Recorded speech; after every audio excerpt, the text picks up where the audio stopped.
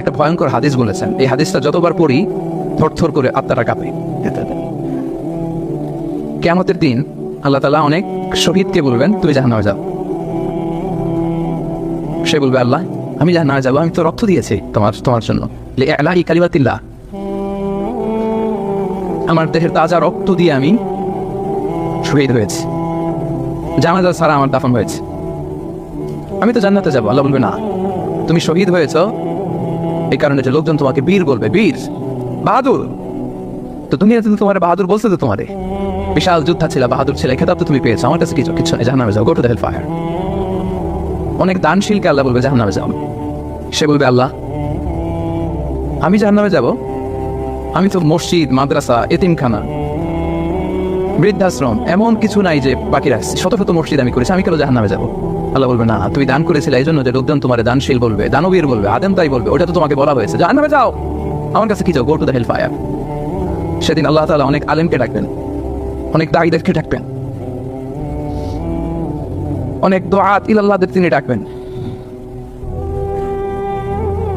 Because of Allah, you never know. But we know. We will know. সেদিন অনেক দুআত ইলাল্লাহদেরকে ডেকে আল্লাহ বলবেন যে তুমিও জাহান্নামে যাও। সে বলবে আল্লাহ কেন?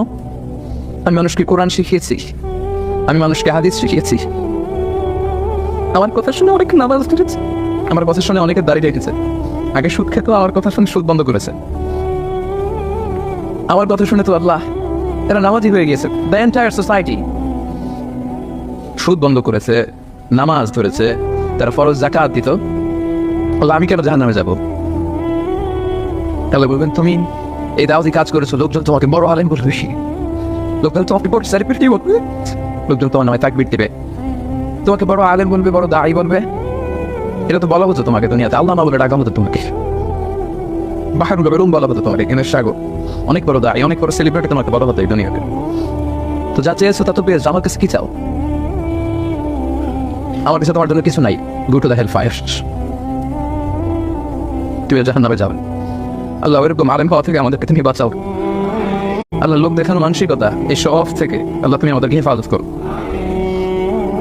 তাহলে 4 নম্বর যে রোগ আমরা চিনে ফেলছি না, এটার নাম কি?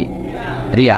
নামাজ পড়তেছি, মানুষ আমার বড় মুসল্লি বলে, হজ করে আসছি যেন আমার নামের আগে আলহাজ লাগায়, জাকাত দিচ্ছি, জাকাতের শাড়ি লুঙ্গি, দানবীর শিল্পপতি এটা যেন বলে, জিহাদের ময়দানে গিয়েছি, ইসলামের জন্য মিছিল দিচ্ছি, যাতে মিডিয়াতে আমাকে সবার আগে দেখা যায়। আল্লাহ বলবে go to the hell fire, জাহান্নামে যাও। এগুলো একটাও আমার জন্য করো নাই, তুমি যা চেয়েছিলে দুনিয়াতে তুমি সেটা পেয়েছো, আমার কাছে কি চাও? কিছু নাই আমার কাছে তোমার জন্য, যাও। রিয়া মানে লোক দেখানো মানসিকতা, শো অফ মেন্টালিটি, এটা নাই কারণ, এটা আছে। তো এই যে শো অফ মেন্টালিটি, প্রিয় ভাইয়েরা, সম্মানিত ভাইয়েরা, খেয়াল করে শুনেন, এই শো অফ করার মেন্টালিটি এটা বড্ড ভয়ঙ্কর, লৌকিকতা, লোক দেখানো মানসিকতা, এবং সোশ্যাল মিডিয়ার কারণে এই ব্যাপারটা আরো ভয়ঙ্কর হয়ে গিয়েছে। নানা কারণে ভালো কাজগুলো শেয়ার করতে হয়, বিভিন্ন ইভেন্ট শেয়ার করতে হয়, কিন্তু জায়গাটা বড্ড পিচ্ছিল। যদি আল্লাহকে দেখাতে না চেয়ে মানুষকে দেখাতে চাওয়া হয়, ওইটা আল্লাহ কবুল করে না, এটা ভয়ঙ্কর। সুনান ইবনে মাজাহ হাদিস, সাহাবারা দাজ্জালকে নিয়ে ভয় পাচ্ছিলেন, দাজ্জালের আলোচনা করতেছিলেন, রাসূল সাল্লাল্লাহু আলাইহি ওয়াসাল্লাম আসলেন, এসে বললেন আমি কি তোমাদেরকে দাজ্জালের চাইতে বড় একটা ফিতনার কথা বলবো না? সাহাবারা বললেন বলা, ইয়া রাসূলুল্লাহ বলেন। আল্লাহ রাসূল সাল্লাল্লাহু আলাইহি ওয়াসাল্লাম বললেন সেটার নাম হচ্ছে আশিরক আল খাফি, গোপন শিরক।